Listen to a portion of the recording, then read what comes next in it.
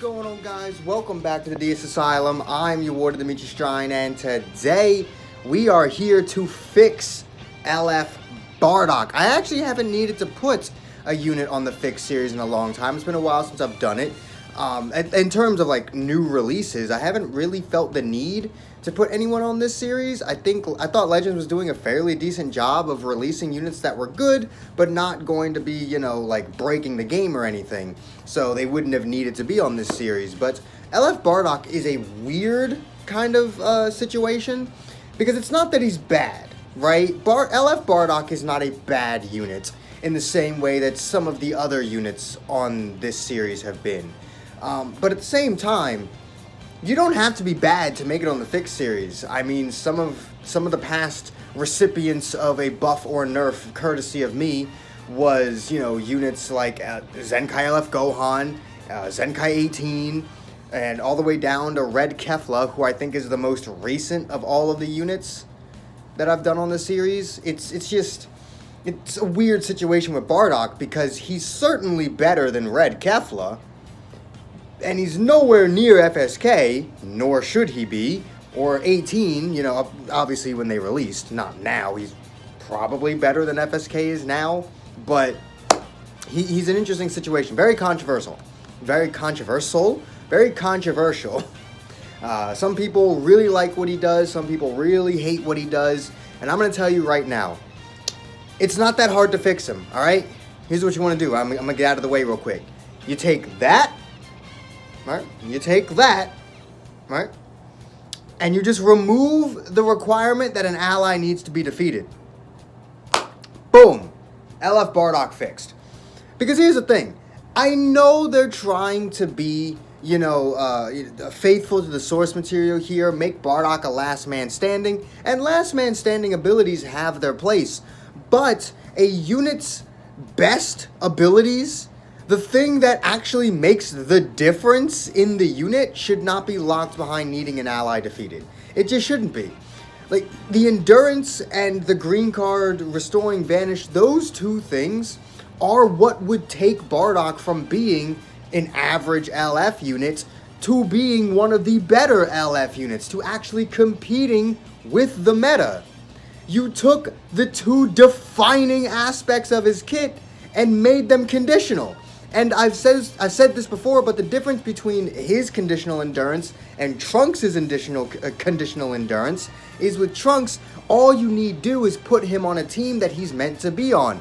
You put him on the tags he fucking buffs, and you get his endurance. It's not, you know, it's not that difficult to get his endurance. You're not putting yourself at a disadvantage by getting one of his best abilities, and another one of his best abilities are locked behind the unique gauge. That's fine. His unique gauge fills up very quickly. It's not like it's gonna be 100 counts into a match before you finally see his unique gauge actually filled. So his conditional abilities work. Bardock's doesn't. When you need an ally to be defeated, it just doesn't work. Here's the thing about Ultra Gogeta. He also has when allies are defeated abilities, such as the lock-in that he gets and his second ultimate attack. The thing is, I'd be hard-pressed to say that either of those abilities make Ultra Gogeta. Yes, a lock-in is extraordinarily powerful, but I certainly wouldn't say that a second ultimate attack makes the difference between Ultra Gogeta being good or not, right? Ultra Gogeta, realistically, is just as good at the beginning of the match as he is at the end. The only really big thing that changes is the lock-in. He's not actually, you know, becoming a completely different unit with almost a different fucking kit when someone goes down. He's just not. Bardock is essentially becoming a different fucking unit. He's becoming a better and just flat out different unit when someone goes down, and that's not how that shit should work. He should just have his fucking endurance. He should just have his ability to restore vanish. If you want to give him last man standing buffs, that's fine. But the last man standing buffs should not be his best abilities. They just shouldn't be. If you want to give him a little bit of extra damage, you want to give him a little bit of extra vanish gauge recovery, fine. You know what? Fine. He already gets the vanish back on his green card. So when someone goes down, his Vanish comes back even faster, which would actually work out because realistically, by the time someone does go down, you've likely expended all 3 of your Vanish gauge recoveries from the green card. At least 2 of the 3. So it works out. When those run out, you then recover your Vanish faster. It actually plays into his kit. It actually makes itself useful after the fact. But when Bardock's the last fucker alive, sure, restoring his Vanish is nice and all, but it's only by 60%. So there are certain situations where you're not even going to get your full Vanish back, and if you can't, you're fucked. At least if you pop the green card, you misjudged how much of your Vanish you actually had left, and you still had all of your allies, you could just swap out, right? If you made a mistake, you misjudged it, you just swap out and be like, alright, I know that for next time. But if you do that after someone's already been defeated, you better hope he's not actually the last stand. You better hope you can swap out, because if you can't, you are fucked and he's just dead. He's just dead. Sure, he's got endurance, he'll survive whatever happens to him if they decide to rush him. But it's just like, Bardock could have been so much better. And the biggest issue that I and a lot of people have with Bardock is the fact that his kit is good. His kit is good, but again, the 50th time in this video, the best parts of it are locked behind needing an ally defeated. Like, I don't know, maybe if they'd given him a unique gauge. I really hate the fact that the unique gauge is no longer unique. Every fucking unit has it these days. But I feel like if they really wanted to restrict some of these abilities, they should have just hid it behind a unique gauge maybe. I don't know, maybe like every single time one of your allies takes damage, your unique gauge fills. It would have been an interesting mechanic, I guess.